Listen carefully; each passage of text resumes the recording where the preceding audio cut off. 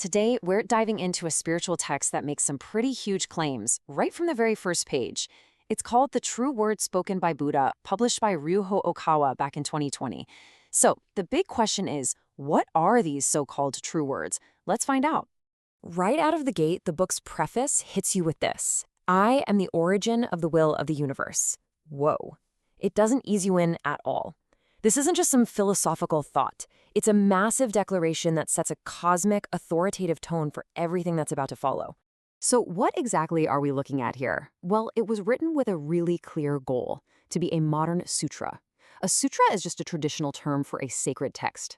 The whole idea is to imagine what Buddha would say if he were speaking directly to us today, in simple, modern English. It's a pretty fascinating attempt to make some core Buddhist ideas accessible to a global audience.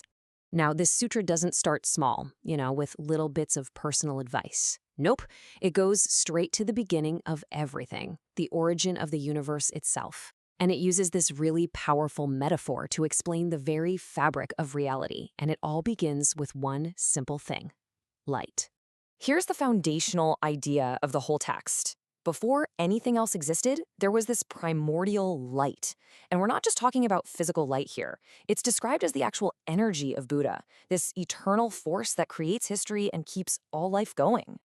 And this is where we get to the core of this whole cosmology. Think about it like this: that single, pure light passes through something called the prism of Buddha. And just like a real prism you'd see in science class, it splits that one light into 7 distinct colors. Each of those colors represents a different aspect of Buddha's mercy, and together they make up the foundation of our world. So let's break down what these 7 colors actually mean. You've got yellow, which is teaching. That's the core golden light. White stands for saving, like the healing arts. Red is all about justice. Purple represents obedience to a higher spiritual order. Blue is for thinking and philosophy. Green is harmony, like you see in nature. And then, in a very modern twist, you have silver, which stands for progress, the engine of science and technology. Okay, so after setting up this huge cosmic stage, the text brings the focus way down, from the universe to you, the individual. And to do that, it uses another really powerful metaphor to explain the journey of a single human life. So here's the metaphor in a nutshell. Your life is like a small boat, and you're sailing down the great river of time. You start at the beginning, you have to navigate all the challenges and rapids of life, and in the end, you flow into the great sea, which symbolizes the spiritual world. But, how do you actually navigate this river without crashing?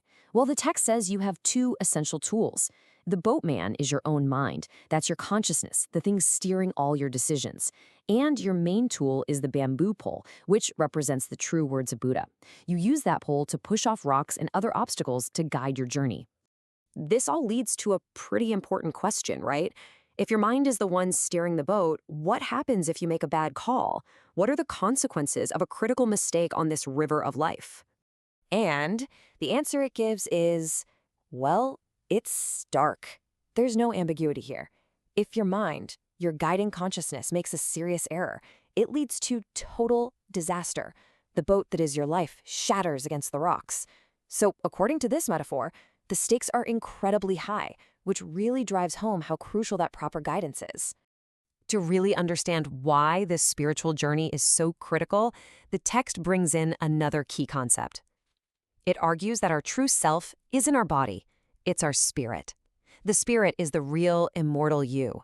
Our physical bodies, they're just temporary shadows of that eternal spirit. So the journey of that little boat, it isn't just about this one life, it's the journey of your soul. All right, so we've seen this cosmology of light, we have the metaphor for life's journey, and this whole philosophy of the soul. But what's the end game? What's the ultimate goal of all this? The text is super clear. It's about transforming all of humanity to create a utopia right here on Earth. Now, before you can get to the solution, you have to define the problem. The text describes the world as it is now as being in a dark night, a state that it says is basically the same as hell. So the mission, then, is to overcome all that darkness and make the sun of the truth rise and light up the world. So how do you do that? The text lays down 5 absolute commandments, and these aren't just suggestions. They're framed as divine orders. First, no more conflict. Second, no more distrust, because that's what fuels conflict. And that leads to the third, a world with no crime. But then the 4th and 5th go even deeper. aiming to get rid of not just bad actions, but the evil spirits in this world, and even the devil in the next one. It's a total eradication of negativity. So, what does this utopia actually look like? Well, it's not just defined by what's gone, no more conflict, no more crime. It's defined by what's actively there. The goal is a world built on these really positive foundations of everyone loving each other, living in harmony, and truly believing in one another. So this grand vision of utopia sounds pretty amazing, right? But how is it supposed to actually happen? This is where the text brings the focus right back down to the individual.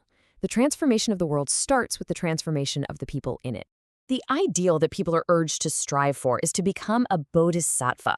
Now, in Buddhist tradition, that's an enlightened being who puts off their own final peace in order to stay and help others. To make this idea a little more accessible, the text compares them to angels, beings who are dedicated to saving and helping others on their own journey. The key takeaway here is that according to this text, everyone has the potential to become one. And it all comes together in a final vow.